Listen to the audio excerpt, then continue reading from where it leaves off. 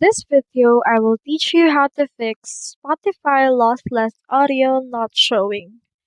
So if you're having this kind of problem on your Spotify, then what we can do is we first need to check if the lossless audio is turned on.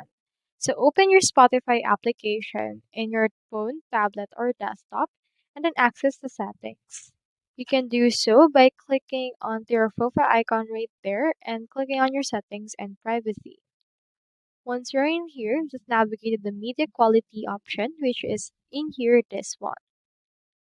From in there, you can see this option. So scroll down, and in here, you can see all of this right there. So make sure right here on the audio quality that it's under lossless option or very high option. So typically, the lossless option is only available under the premium plan. So if you can't find it, that must mean that you're not subscribed to the premium plan of Spotify. So make sure to subscribe. So that's how you fix lossless audio not showing. Hope we help.